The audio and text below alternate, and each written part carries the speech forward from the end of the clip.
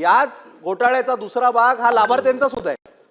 आम्ही सगळे मुंबईचे जेवढे आमदार आहेत वेगवेगळ्या पक्षाचे असतील, आम्ही तुम्हाला कमीत कमी 200 अधिकारी आणि त्यांच्या नातेवाईकांची यादी देऊ शकतो। यामध्ये IAS अधिकारी आहेत जे चौकशी करणार, त्यांचे चुलत भाऊ, त्यांचे मावस भाऊ या सगळ्यांना वेगवेगळ्या PAP PTCचे फ्लॅट मिळालेले आहेत।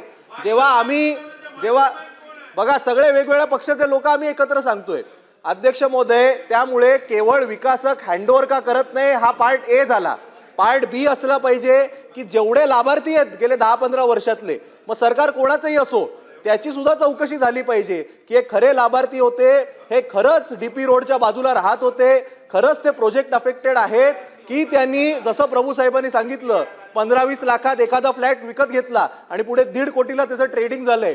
3-3 BHK चे PAP कसे जनरेट होतात हा प्रश्न आमच्या मनामध्ये आहे। आज आम्ही जेव्हा एखादा DP रोड बनवायला जातो तेव्हा PAP का तयार होत नाहीत? कारण वांद्र्याच्या लोकांना सांगतात तुम्हाला मानखुर्दमध्ये फ्लॅट देऊ, कोण तयार होणार आहे?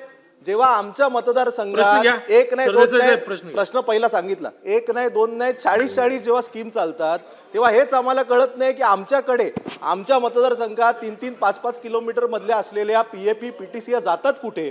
त्या जनरेट होत नाहीत, याचा लिलाव होतो। आम्ही अगदी उघडपणे मी सांगू शकतो, केवळ BMC नाही SRA मध्ये सुद्धा हेच होतं, MMRDA मध्ये सुद्धा हेच होतं। याकरता एक उच्चस्तरीय नगर विकासच्या लेवलवर ही चौकशी होणं गरजेचं आहे किंवा गृहनिर्माणच्या लेवलवर करा। का तुम्ही त्या केवळ BMCच्याच अधिकाऱ्यांना दिलं तर हेच लोक इन्व्हॉल्ड आहेत, हे कसली चौकशी करणार? आणि म्हणून माझी विनंती आहे की एक शासन स्तरावर याची चौकशी व्हावी अशी माझी आपल्याला विनंती आहे। मंत्री महोदय, अध्यक्ष